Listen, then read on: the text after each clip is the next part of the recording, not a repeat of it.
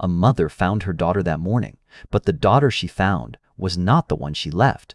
Gloria Weidner stepped through her front door and found Emily first, 2 years old, standing on the landing of the staircase, alone, not crying, just standing there, the way small children do when they do not yet understand that something is terribly wrong. Gloria picked her up, put her in the pack, and play. And then she went looking for Amy. She went upstairs. She went to the bedroom door. She reached for the handle.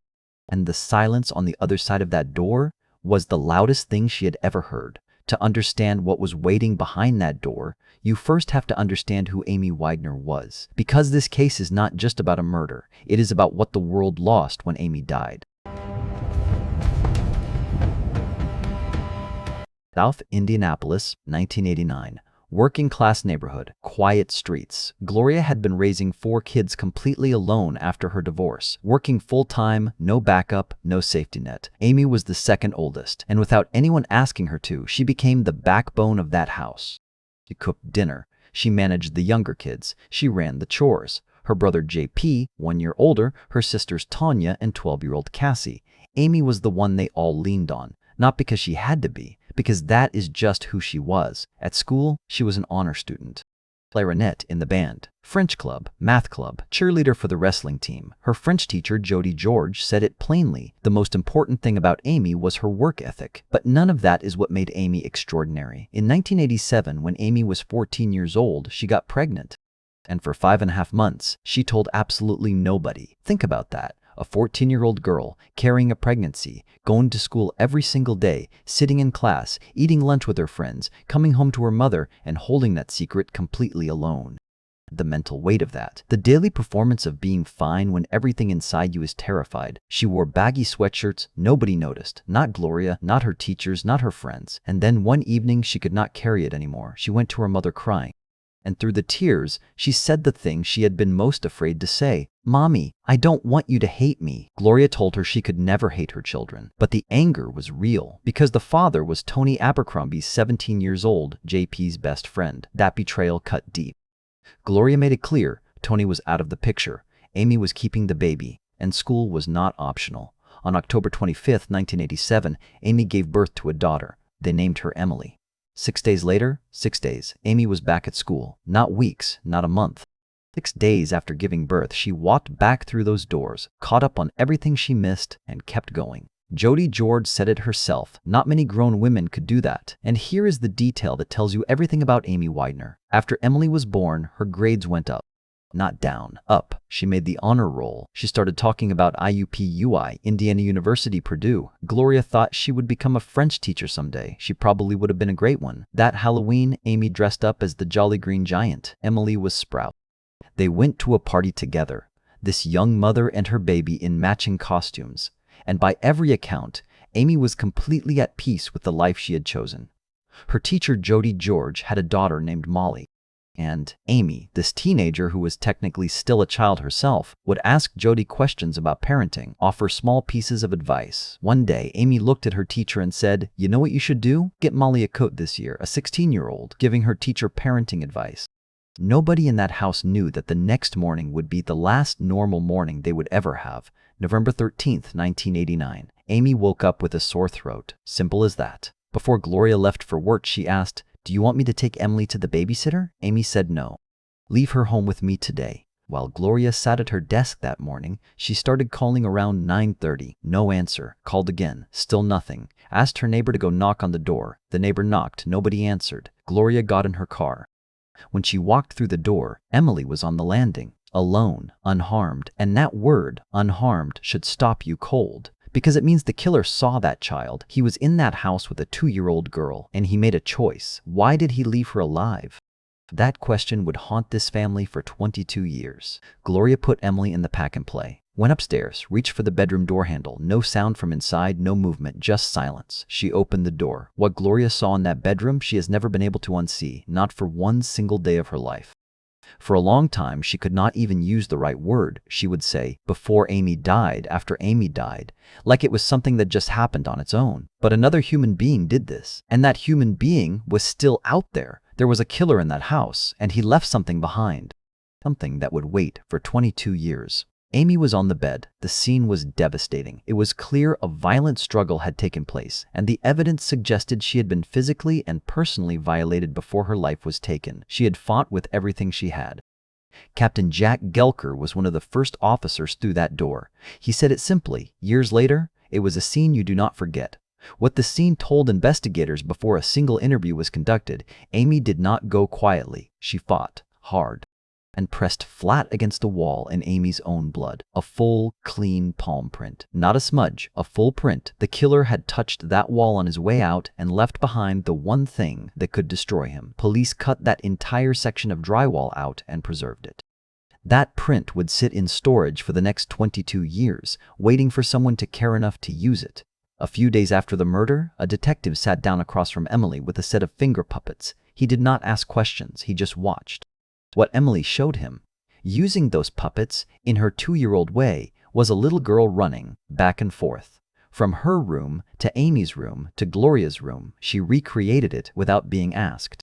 A toddler playing out a nightmare with small fabric puppets, not understanding that what she was showing him was evidence. And when Gloria later asked Emily about that morning, about Amy, the little girl used the only word she had. Amy was mean. She did not mean cruel. She meant Amy had been fighting someone. A 2-year-old watched her mother fight for her life, and the only way she could describe it was that Mamie was being mean to someone. That detail does something to you when you really sit with it. The theory came together fast. The back door had been unlocked. JP's graphic equalizer was gone from his bedroom. The cash Amy had collected selling chocolates for school band uniforms, gone from the kitchen. This was not random. Someone knew the layout of that house, knew what was in JP's room, knew where the money sat. This was someone familiar with the family. Police started working through names. Tony Abercrombie, Emily's birth father, was first. On paper, the motive was there. He was not paying child support. He had no relationship with Emily, but his alibi was airtight. Multiple people confirmed he was at work that morning. Gone. Then they turned to JP, Amy's 17-year-old brother, still in shock, still trying to process that his sister was dead, and now detectives were sitting across from him with accusation in their questions. They were accusing me of doing it. That was pretty tough. A family already broken, now being asked to defend itself from the inside. JP was cleared, but that kind of suspicion leaves marks. Then came Troy Jackson. He lived directly behind the Weidners, and everything about him looked wrong. He knew about the graphic equalizer, the specific piece of equipment stolen that morning. The morning of the murder, he left his workplace for almost an hour. When he came back, coworkers noticed immediately, out of breath, nervous, could not settle. Then he started talking about the murder, with details about blood on the walls that had never been made public. For investigators, this felt like a confession without the words. Every instinct said, "This is the guy." Police photographed his hands, checked for bruising. Nothing. Hair samples compared to evidence from the scene, no match. He took a polygraph, he passed. Every thread snapped, and the investigation was back to nothing. In those first weeks, detectives went to Amy's funeral, not to grieve, to watch. They stood in the back, they documented faces. They collected names from the visitor's book. The killer came to that funeral. He sat among the people whose lives he had destroyed. He may have cried. He may have said he was sorry. He signed his name in the visitor's book. His name was now on a list inside a police box, buried among hundreds of other names, and nobody pulled it out. Not yet. The months passed. No arrest. Gloria stopped letting her children come home alone. Not once. Cassie, 12 years old, called her father and asked him to nail the window shut. A child so terrified of an invisible killer that she wanted the house sealed. And Gloria, standing in a grocery store, driving through her own neighborhood, would look at strangers and wonder. The killer was not some shadow from another city. He was local. He knew this family. She could be standing next to him right now. The palm print sat on a shelf. The DNA sat in a bag. And the man who left both of them behind was sleeping just fine. Every case you watch here took us nearly 2 weeks to build, not just researching, but sitting with the weight of what actually happened to real people, real families, real lives that were cut short and then, for years, forgotten by the very system that was supposed to fight for them. If you believe these stories deserve to be told, hit subscribe. Leave a comment telling us which moment in today's case stayed with you. More solved cold cases are linked in the description. Now let's get back. 13 years went by. Then a stranger called the police and said Amy had been visiting him in his dreams. But before that call, there were just the years: 1990, 1995, 2000, 2001. The world changed completely in that time. The internet arrived. Everyone got a cell phone. Kids who were in high school the year Amy died were now raising children of their own. But Gloria's house on the south side of Indianapolis, it stayed 1989. Same stairs, same bedroom door at the top, same back door she now locked every single night. She woke up every morning in the same house where she had found Amy. And every morning she carried the same question nobody had been able to answer. Amy's file sat in a box inside the police department, preserved, untouched. A case that had quietly, without announcement, gone completely cold. In 2002, Lieutenant Roger Spurgeon took over the IMPD's cold case unit. He inherited approximately 800 unsolved cases, 800 families, 800 sets of unanswered questions. Amy Weidner was one of them. Then a call came in. A man said he had been having vivid, recurring dreams about the murder. He believed the dreams were pointing to the killer. What made the caller interesting was not what he knew. Most details matched newspaper coverage at the time. What made him interesting was who he was. He had lived directly across the street from the Weidners. He had feelings for Amy, and on the morning of November 13, 1989, he had been sent home from school early due to a behavioral incident, no alibi, personal connection, and now, 13 years later, dreams that would not leave him alone. Spurgeon's read, "Sometimes guilt does not come forward as guilt. Sometimes it disguises itself as something else, but the DNA ended it cleanly. Tested against the sample from Amy's bedding, no match, dead end, again, then 2003, and this is where it gets hard to sit with." Spurgeon's team interviewed Tony Abercrombie as part of the reinvestigation. He gave them a list of people he remembered spending time at the Weidner house. People who knew the family, people who knew the routines. One name on that list was Rodney Denk, friend of JP's. Regular presence at the house. Someone who knew the layout, knew the people, knew the schedules. The name went into the file. Spurgeon would say later, honestly, Denk was one of literally dozens of names that he may simply not have had opportunity to look at. He was one person with 800 cases and not enough hours. But strip away all the context and here is what remains. In 2003, 9 years before this case was solved, the killer's name was written down inside a police file, in black and white. Available to anyone who opened that folder and read far enough. Nobody did. The file went back in the box. Spurgeon moved to a different position. The case cycled through. Amy's family kept waiting. Gloria kept living in that house. Emily graduated high school, enrolled at Purdue University, honor student, just like her mother, and still carried no answer. In 2011, a reporter at the Indianapolis Star wrote a piece on the city's unsolved murders. Amy Weidner's name appeared in it. A friend of Amy's read the article and built a Facebook page. Remembering Amy Weidner. Photos, memories, messages from people who had known her. A small digital memorial for a girl the world had mostly forgotten. The cold case detective assigned to Amy's file wanted to examine it. But he did not know how to print from Facebook, so he walked across the hall. Detective Sergeant William Carter had been with the IMPD's nuisance abatement unit for 14 years. His daily work was quality of life violations, overcrowded clubs, underage drinking at house parties. He used Facebook to find illegally promoted events. He was the office's unofficial tech guy. He was not a homicide detective. He had never worked a murder case. He had zero official connection to Amy Weidner. His job that afternoon was to print a Facebook page. That was it. He printed it. Then he looked at the photo at the top. Amy Weidner, 16 years old, holding Emily, smiling like someone who had just figured out exactly what her life was supposed to look like. Carter had grown up near that neighborhood. Amy would have been his age, and something about that photo, a girl who looked like she could have been his neighbor, his classmate, would not let him look away. He picked up the 65-page case file. Nobody asked him to. No supervisor assigned it. He just picked it up and started reading. Typewritten pages from 1989, evidence logs, suspect interviews, the 2003 statement from Tony Abercrombie, the list of names. He read all 65 pages. And somewhere in that file, in a list of names from a 2003 interview, he found a name that nobody had ever followed up on. Rodney Denk. Bill Carter was never supposed to solve this case. He was not even supposed to read the file, but now he had read it. And that name, sitting there untouched for 9 years, was not going to stay in that folder much longer. What trained homicide detectives could not do in 22 years, one man did in 12 days, and he had never worked a murder case in his life. Carter did not wait for permission. He took the file home, sat down at his own desk, and started from the very beginning. His first move exposed the first problem immediately. The 1989 investigation was all paper. typewritten pages, handwritten notes, nothing searchable, nothing cross-referenced. Carter entered everything into a database. Every name, every address, every neighbor who had been canvassed that original November morning. As the list grew, something became clear that should have been caught years ago. Dozens of JP's friends, people who had regularly spent time at that house, had never been interviewed, never given DNA, never cleared, not because they were suspects, simply because nobody had gotten to them. 22 years of files, and the basic work of talking to everyone was not finished. Carter started making calls.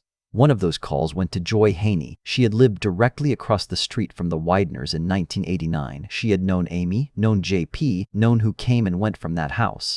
She had moved years ago, but Carter tracked her down using the original canvas records as his starting point. When she opened the door and found a police officer standing there, 22 years after the murder, her face said everything. Carter explained what he was doing. Asked her to walk him through everyone she remembered at the Weidner house. She gave him names, most already in the file, interviewed, cleared, documented. Then she mentioned one more, Rodney Dank, not as a suspect, just talk to him. He used to come around. He was one of JP's friends. Carter wrote the name down, and something clicked.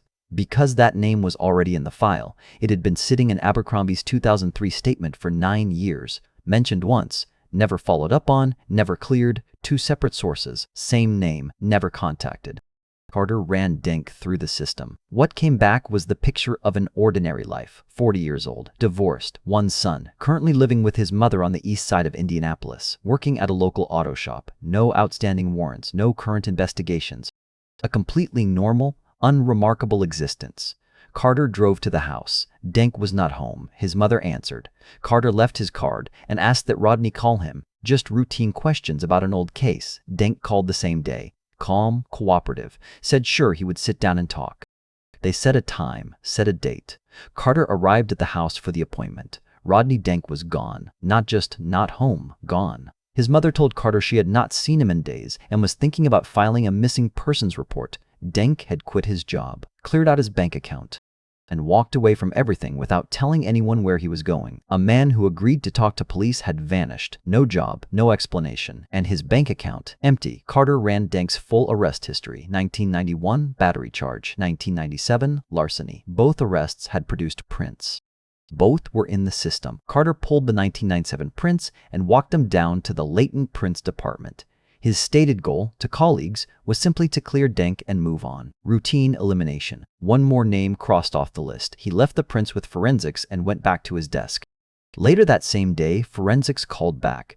The palm print from Amy Weidner's bedroom wall, the one cut from the drywall in 1989 and preserved for 22 years, matched Rodney Dank's 1997 arrest print.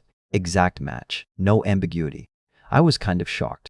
I really did not expect it to be that easy. That word, easy. 22 years, multiple detectives, a cold case unit, the answer sitting in a 2003 interview for 9 years, and it took one man, working on his own time, 12 days, to find what everyone else had walked past. Now Carter had his man. The problem, his man had disappeared. The fugitive task force was activated. Dank had used his credit card to rent a car, equipped with OnStar, a GPS signal, actively transmitting. They had him on the grid before he knew anyone was looking.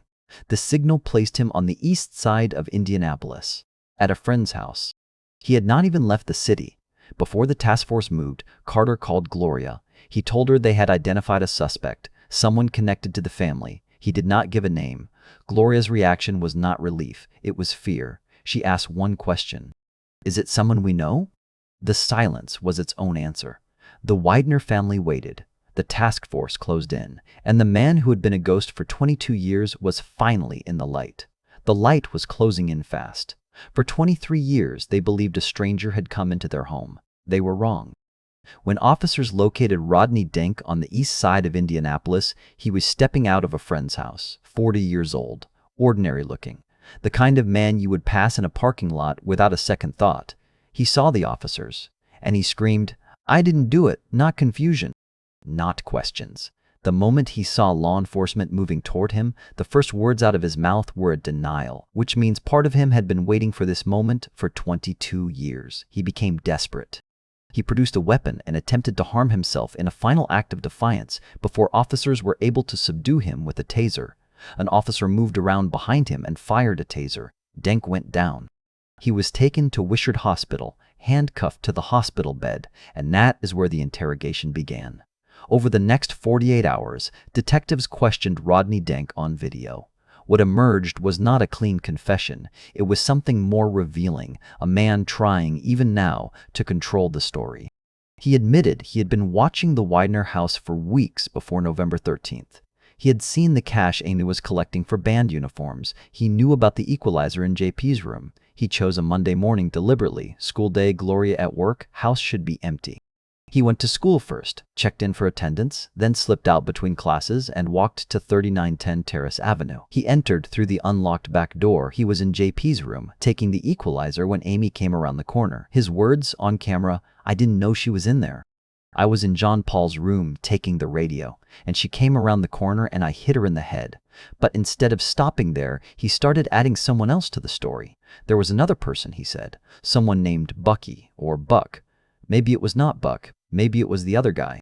He could not quite remember. Detectives let him talk. The story kept shifting. The accomplice kept changing. The details kept moving. And then, after hours of this, Rodney Denk stopped, looked across the table, and said, "Can I just say it was me? I did everything."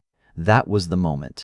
Not a dramatic breakdown. Just a man who had been lying for so long that he was tired of the effort, finally asking permission to tell the truth. His DNA was tested against the sample preserved from Amy's bedding since 1989. It matched. The family was told his name.